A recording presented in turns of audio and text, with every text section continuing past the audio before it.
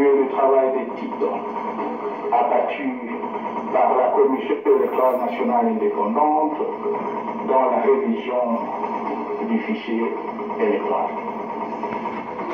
L'adoption et la promulgation de la loi électorale aujourd'hui acquise, l'établissement des listes électorales, la répartition des sièges et la convocation des scrutins qui sont suivants, conformément au calendrier électoral publié par la CENI, nous conduisent de manière irréversible vers l'organisation des élections. Ce processus relevant de la souveraineté nationale et son financement étant totalement pris en charge par le gouvernement de la République, je vous invite à vous en approprier et à assumer ainsi à travers cet acte l'exercice de votre droit à l'autodétermination.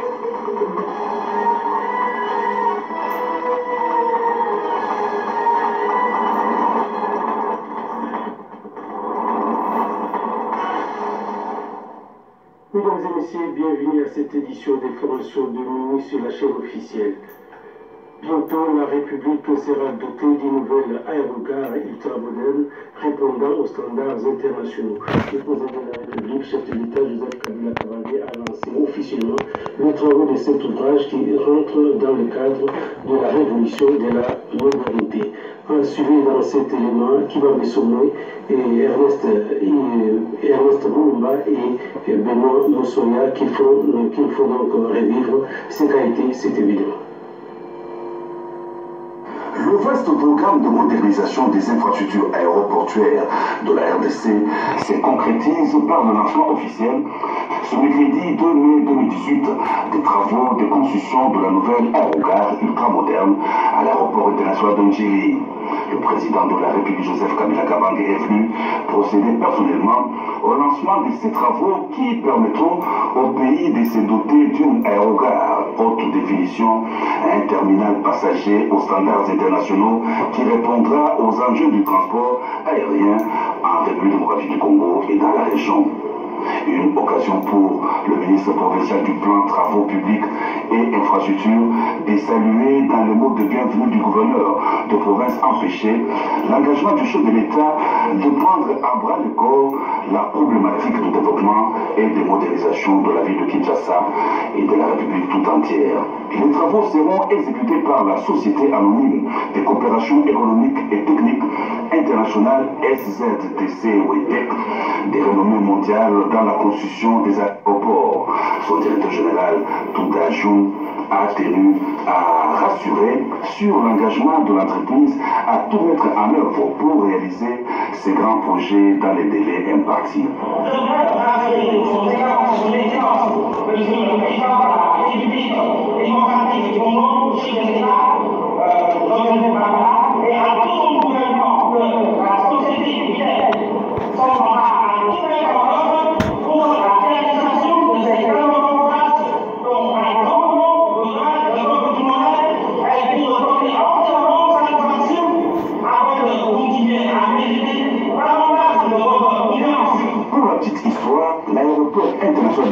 Ouvert à l'exploitation du trafic aérien en 1956, disposait d'une aérogare symbolisée par une coupole qui a accueilli pendant plus de 50 ans tous les passagers nationaux et étrangers.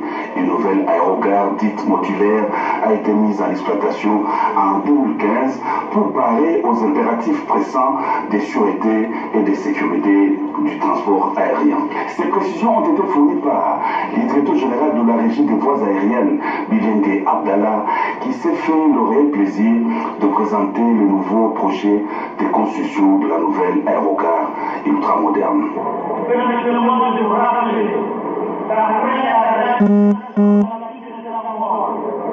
L'installation de la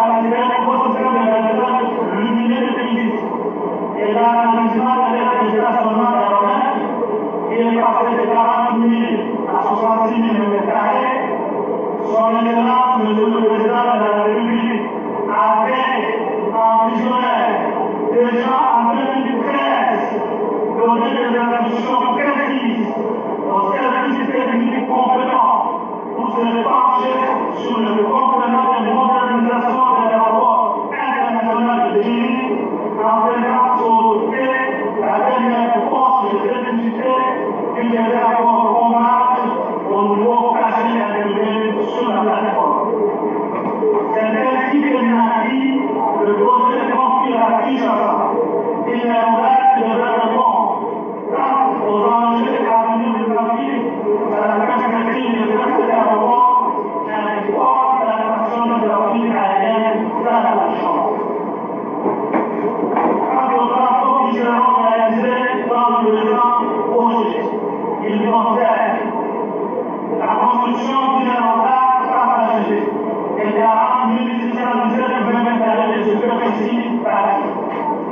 La construction d'une aire de stationnement aérien de 74 517 km. Le prolongement des taxis parallèles et verticales de 68 991 km. La construction d'un véhicule de 8 000 km. La construction d'un parking automobile de 1200 places, garni par une montagne à jeux d'eau multicolores vue de nuit. La délégation du boulevard Lumumba sur une distance de 5 km. La mise en place d'une centrale électrique, l'érection d'une clôture géante et conforme au nom de l'OCI, ainsi que des installations privées, l'acquisition en cas de matériel électrique et logiciel des équipements et d'autres domaines technologiques satellites. Dès le lendemain de la cérémonie de la pose de la première pierre de construction de la nouvelle aérogare, la société chinoise SZTC WITEC se mettra à pied d'œuvre car le gouvernement a disponibilisé les moyens nécessaires. Le vice-premier ministre des Transports et Communications, José Makila Soumanda, l'a rassuré dans son mot de circonstance. Pour ma part, et au-delà de la satisfaction légitime de voir se laisser dans le délai imparti, c'est dans le projet. Je n'ai aucun doute sur le fait que cet aérogare, une fois achevé, permettra plus haut de répondre aux besoins du humain et trafic aérien et des passagers estimés à 3 millions et de construire un hub international au centre de l'Afrique. C'est pour nous que fournir la garantie de sécurité des surveillés ainsi qu'un service de haute qualité afin de répondre davantage aux normes de l'organisation de l'aviation civile internationale d'OCI. Question 20, de traiter de nouvelles sources de recettes pour la régie du droit aérien aérien. Ce projet de construction de la nouvelle aéroport du Guinée est le fruit d'un partenariat entre la commune de Guadeloupe et la banque chinoise de Sylvain Corten. Il traduit de manière certaine les différentes relations qui existent entre la République de Guadeloupe et la Chine, notamment sur le plan économique, à travers une coopération gagnant-gagnant au service de nos deux États et de nos deux peuples respectifs. Pour l'organisation du travaux, un combat est signé dans le spirit des espèces de dispositions légales et réglementaires en République de Guadeloupe, entre d'une part la régie de droit aérien et d'autre part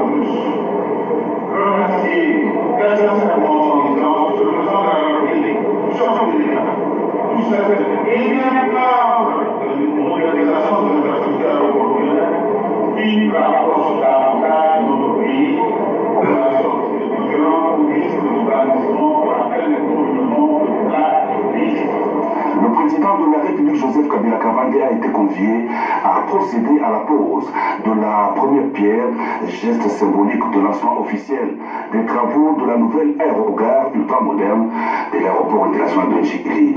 Le chef de l'État a par la suite suivi les explications du directeur général de la RVA Bilengue Abdallah sur la maquette de la nouvelle aérogare de l'aéroport international de Njili. C'est sous les ovations fournies que le président de la République a quitté les installations de l'aéroport international de Njili.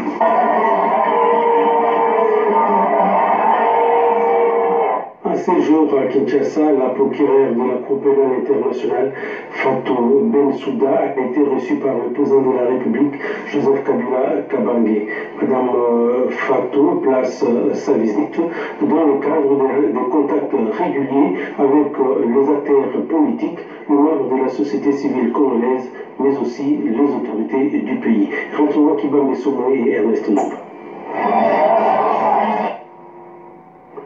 Je disais qu'en séjour à Kinshasa, la procureure de la Cour pénale internationale, Fatou Bensouda, a été reçue par le président de la République, Joseph Kabila Kabange.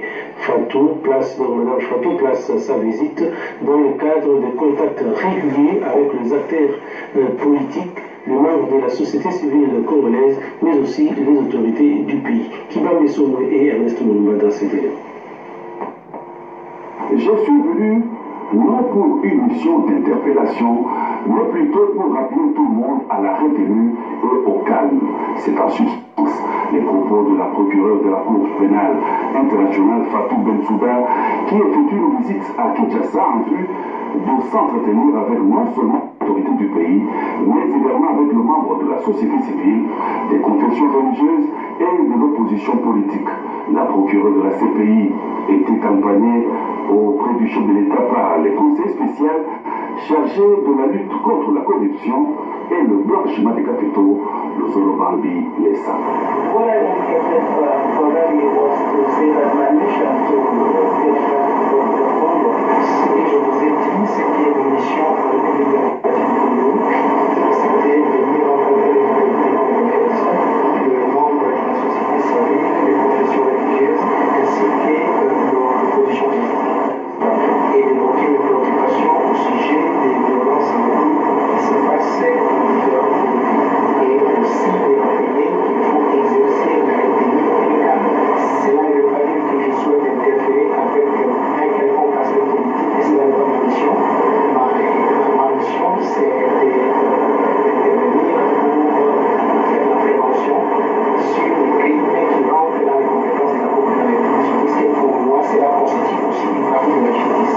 Je suis là également pour faire le suivi et voir comment les procédures nationales et demander plus de renseignements sur la façon et surveiller comment cette procédure nationale continue. Je souhaite souligner que la CPI continue à travailler pour nous. Vous vous souviendrez que l'année passée, en 2017, j'avais fait une déclaration et en 2016 également, j'avais fait une déclaration après le problème qui était survenu au Kazaï. Et c'était pour évoquer les préoccupations de nos au sujet de tout ce qui se passe dans différents comités. J'ai également envoyé des missions ici et j'ai tenu différentes réunions avec les autorités. Tout d'abord, la collaboration que nous recevons, la coopération que nous recevons de la République démocratique du Congo et aussi les efforts que les autorités ici sont en train d'entreprendre pour essayer de résoudre les problèmes qui sont en cours. Et c'est là dans l'esprit de complémentarité, cette collaboration va continuer avec mon pays. Je respecte ce que le président a dit et nous collaborons depuis le temps et je suis satisfait de ce que le président a dit. For sure. I'm satisfied with what he has said. Concernant la primaire scolaire et professionnelle, l'actualité reste dominée par le débit des épreuves de dissertation sur toute l'étendue de la République démocratique du Congo, mais aussi dans d'autres contrées partageant le même programme. Le ministre de l'EPSP, Gaston Mosemena, a visité 4 provinces éducationnelles ici à Kinshasa, nous signale Anastasie Doumbo. Plus de 600 000 candidats finalistes enregistrés dans 1964 centres d'examen d'État édition 2018 en République démocratique du Congo et d'autres centres hors frontières. Le ministre de l'enseignement primaire, secondaire et professionnel a fait la ronde de quelques centres dans les 4 provinces éducationnelles de la ville-province Kinshasa. Partout où il est passé, Gaston Moussamé Nabongal a mis l'accent sur l'enseignement de proximité. Il s'est réjoui de l'accroissement du nombre de candidats finalistes par rapport à l'année passée. Cela résultante du nombre de provinces éducationnelles passé de 30 à 43. Nous sommes convaincus que cette politique de rapprochement de nos services vers les administrés a payé et aujourd'hui nous avons un nombre qui a augmenté de plus de 7%. Tous les parents ont compris que tous nos enfants ont la même responsabilité face à l'avenir de notre pays. Du 2 au 12 mai, les finalistes du secondaire vont passer les épreuves hors session, à savoir la dissertation, les épreuves traditionnelles, la pratique professionnelle et le français oral. Interrogés sur ces épreuves, quelques élèves se sont exprimés à ces termes. L'examen s'est bien passé et puis nous sommes très chauds de nous parce que de ce qu'on a fait, on espère que cette fois-ci il y aura de la réussite. Mon sujet parlait de la construction d'un pays. Ce ne peut pas nécessairement se faire par des travailleurs manuels, mais plutôt nous devons chercher des idéalistes et des planificateurs. Ces épreuves se déroulent au même moment sur toute l'étendue du territoire national. Aucun problème de sécurité n'a été relevé nulle part dans toutes les 26 provinces de la République démocratique du Congo. En rapport avec le déroulement des épreuves hors session de l'examen d'État 2017-2018, Nadine Yangou revient ici sur ces déroulements dans d'autres provinces.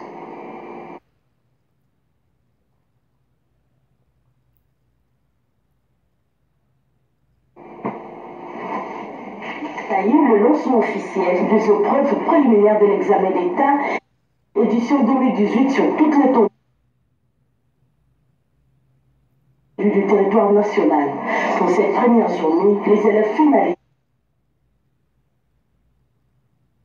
de la 6e année des humanités ont été soumis à l'épreuve de la dissertation. Au total, plus de 6000 candidats finalistes enregistrés, dont 1964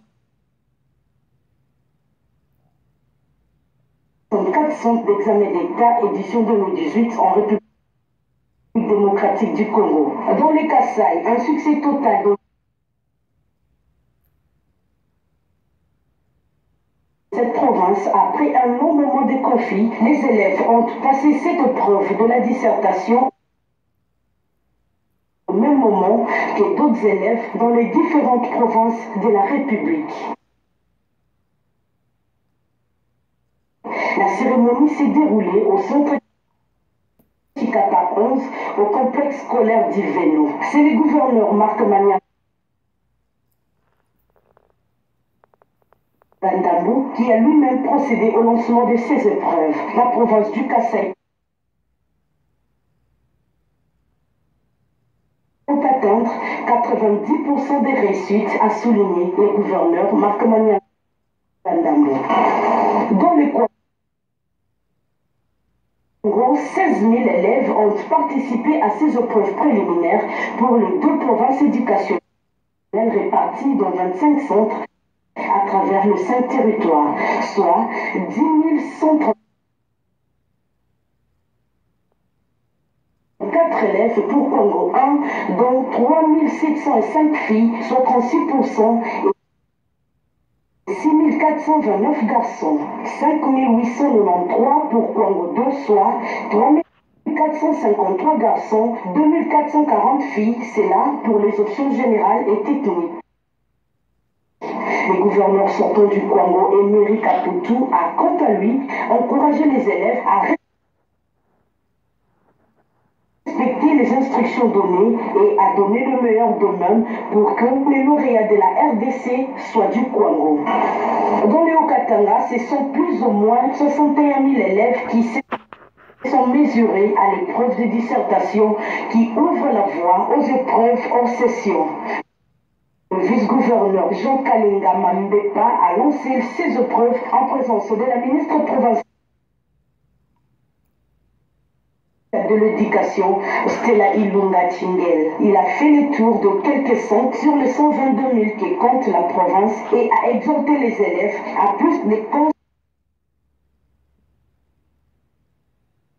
concentration pour se distinguer encore cette année. Dans le Haut-Ouélé, ce lancement a eu lieu à l'Institut technique commercial administratif de Télédiciro, où le vice-gouverneur Prosper Maboukele a, au nom du gouverneur Lola Kisanga en mission, a donné les coups d'envoi des dites épreuves. Au total, 5 581 candidats sont attendus pour cette année, dont 2017 filles. Dans la province du Sankourou, la cérémonie s'est déroulée à Lodja, au lycée Loukénier, sous les auspices de l'inspecteur principal provincial Dominique Azadingala, en présence de l'administrateur du territoire de Lodja, Médar Elongo, qui a représenté les gouverneurs du Sankourou, Berton Oulungu en mission. En Ituri, le gouverneur Abdallah Penembaka a donné le coup d'envoi de ses épreuves préliminaires à l'Institut Alfandjiri. À cette occasion, il a appelé les élèves finalistes à la maîtrise de soi afin de voir l'Ituri placé en ordre utile sur le chiquier national. Il faut noter que la tenue de ces épreuves a été rendue possible grâce à la paix retrouvée suite aux efforts du chef de l'État, Joseph Kabila Kabange. Au Sénat, l'Assemblée plénière a adopté le rapport économico-financier et de la bonne gouvernance sur le projet de loi sur le partenariat public-privé. Suivez.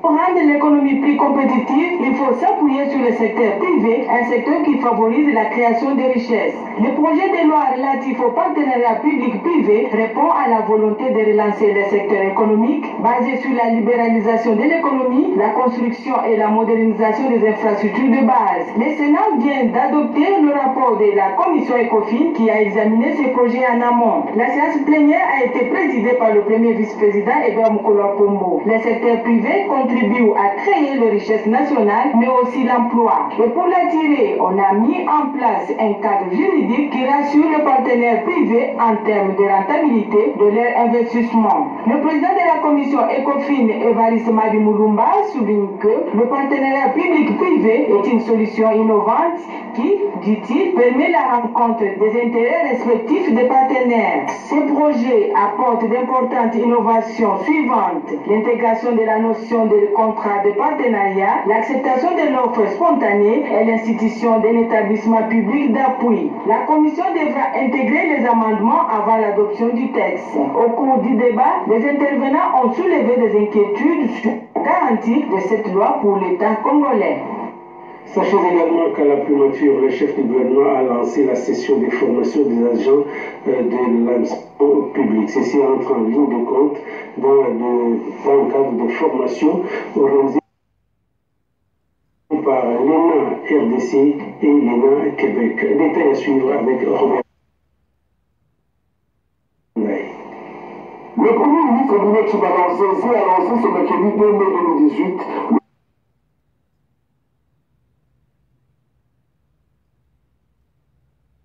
le programme international de formation à l'évaluation du développement. Cette session de formation de 10 jours organisée à l'intention des agents fonctionnaires de l'État par l'École nationale de l'administration RDC en collaboration avec l'ENA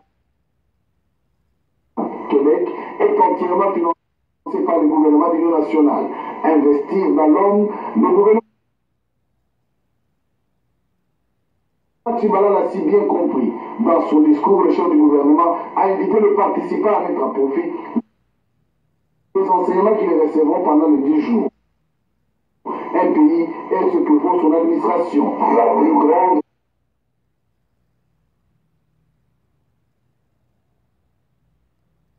richesse d'un pays, c'est sa population. Dans le monde hors l'idée, la plus grande richesse de l'État, ce sont ses fonctionnaires et agents. fonctionnaires bien instruits, bien formés, hautement qualifiés. Bref, des fonctionnaires non seulement compétents et intègres, mais aussi qui placent l'intérêt général du pays au-dessus de leurs intérêts privés. Bien avant, le ministre d'État de la fonction publique est revenu longuement sur les différentes réformes engagées pour doter les pays des agents bien formés. C'est au tour du directeur général ad intérim de l'École nationale de l'administration de remercier les partenaires pour le soutien à cette formation et de dire un grand merci au Premier ministre pour le soutien qu'il accorde à la formation. Et puis au Conseil économique et social, les conseillers étaient en plénière budgétaire, nous révèle Annie Mbalaka dans cet élément. Réunis en séance plénière ce lundi 30 avril sous la houlette de leur président Jean-Pierre Kiwakana, les conseillers de la République se sont penchés sur les projets de prévision budgétaire 2019 du Conseil économique et social. Dans son intervention, Madame le questeur du CS, Maninga Lula, a présenté les contours du projet budgétaire en examen. Elle a noté que ce dernier est la reconduction du budget de l'exercice antérieur auquel est ajouté le libellé et entrée avec la construction du bâtiment devant abriter le service de l'institution. Ce projet de budget comprend 4 grandes rubriques, notamment le fonctionnement, l'intervention économique et sociale, l'investissement et la rémunération. Ils seront envoyés à la commission permanente ECOFIN du CS pour examen approfondi et enrichissement avant son adoption en plénière. Le président Jean-Pierre Kiwakana demande aux membres de la commission permanente ECOFIN de prendre en compte les préoccupations soulevées. Les conseillers ont profité de cette occasion pour saluer l'an 1 de l'équipe dirigeante. La journée mondiale de la presse est célébrée le 3 mai de chaque année. À cette occasion, la Corporation des Chevaliers de la Plume et les professionnels des médias s'arrangent pour se rencontrer dans des salons de réflexion afin d'étudier le rôle des journalistes et ses relations avec les institutions. Notre confrère Kinanga Moussachi s'est penché sur ces dossiers. La journée de la presse célébrée le 3 mai. Chaque année mise à profit pour que les professionnels des médias de la République démocratique du Congo se remettent en cause, cultivent la solidarité et approfondissent pendant une semaine au cours des journées. Portes ouvertes, des conférences et des diffusions de magazines sur le rôle de l'information dans la société. Qui les font participer à la consolidation et au développement de la nation dans un environnement toujours actif. La journée pour la liberté de la presse, comme toute la semaine, constitue également l'occasion de méditer sur l'exercice de notre profession. Elle est la profession de l'histoire de l'humanité. Et je crois que ce métier à la légère. Nous sommes compétents à accéder à cette profession qui exige non seulement la liberté, mais le sens de la responsabilité.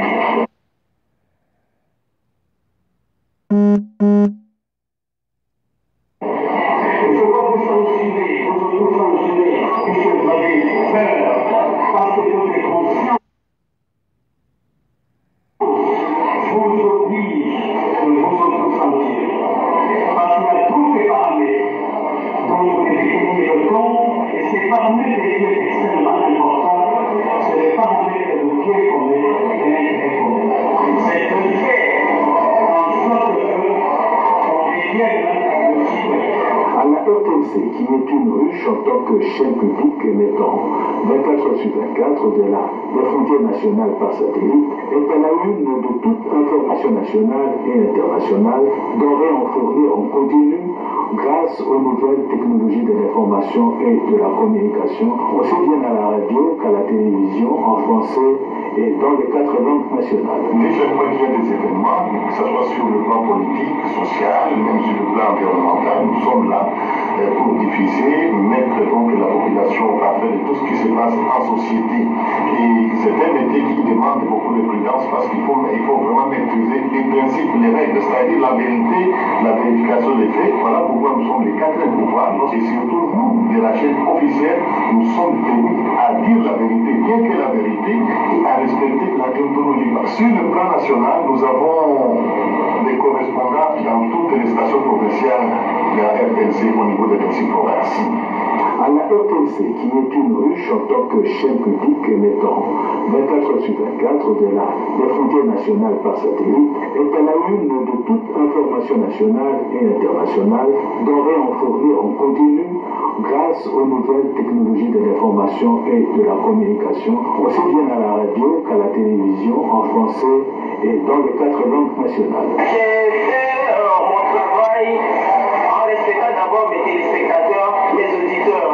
Donc je me mets à la place des auditeurs. J'ai dit les nouvelles que je suis en train de diffuser. Est-ce que ça va intéresser mon public? L'espace médiatique s'étant démocratisé depuis le 24 avril 1990, on assiste à un foisonnement des maisons de communication, à thème ou d'information générale. Elles sont publiques, privées, communautaires, tant sur le plan de la radio, de la télévision que de la presse écrite, avec une implosion particulière observée aujourd'hui chez les opérateurs des médias en ligne, où certains confrères excellent dans la diffusion de l'information factuelle mise à jour au fil des heures suivant l'évolution de l'actualité, avec un sens de professionnalisme élevé. La RTNC, chaîne publique de référence, doit évoluer dans ce milieu de concurrence et de tenir compte de l'audimat, tout en jouant son rôle d'être l'église au milieu du village, toujours à la pointe de l'actualité. En fait, les systèmes, c'est de pouvoir, c'est de regarder les nombres d'utilisateurs qui viennent sur le site en temps réel. Le sujet le plus en vogue là maintenant, c'est la pose de la première pierre de l'aérogare de Njili. On est à 86% de personnes qui sont connectées essentiellement sur cette information. Toute l'industrie de l'information est mise en contribution pour avoir toutes ces informations. Je pense que jusque-là, si on n'a pas de gros ennuis, c'est parce que justement de part et d'autre, chacun que ce soit du côté du gouvernement, des autorités, du côté de la majorité, même du côté de l'opposition, ils arrivent à comprendre que des médias comme nous devraient exister. Et personnellement, j'ai subi également un certain nombre de ces cas d'abus. Il y en a en tout cas. Quand on fait ce travail, on est soumis à ce problème. On a eu les cas par exemple d'un de nos journalistes ici, William Kota, qui a été injustement interpellé et que nous avons dénoncé quand on a contacté les numéros 1 de l'enseignement militaire. Il nous a reçus, il nous a écoutés, il a même puni les militaires qui étaient la base de cette violence. Une matinée scientifique a été organisée en vue de monter des stratégies permettant d'intégrer un contenu pour améliorer la qualité de l'enseignement dans le secteur de santé. Suivez. Des sciences de santé adopte de nouvelles stratégies pour l'amélioration de la qualité de l'enseignement dans le secteur de la santé. C'est au cours d'une matinée scientifique dans le cadre de la célébration de la Journée nationale de l'enseignement. Le coup d'envoi des travaux a été donné par le secrétaire général intérimaire à la santé à l'Institut national d'enseignement des sciences de santé INPES. La salle au capi de l'INPES a servi de cadre à cette matinée scientifique qui rentre également dans le cadre de la mise en œuvre du plan national de développement des ressources humaines, de la santé, de la population. Les enseignants en sciences de santé et leurs partenaires se sont assignés un objectif, celui de trouver des solutions à des problèmes majeurs qui rongent l'enseignement en sciences de santé. Il s'agit notamment de la faible qualité de l'enseignement et l'inadéquation des programmes de formation aux besoins de la santé de la population. Plusieurs thèmes ont été développés, dont celui du directeur de la 6e direction, la vision du changement dans l'enseignement des sciences de santé. Josué Bapitani a évoqué l'intégration de contenu dans le système éducatif permettant de répondre aux attentes réelles de la société tenant compte de réalités. La Journée nationale de l'enseignement célébrée pour la première fois à l'enseignement en sciences de santé a été une réussite. Et puis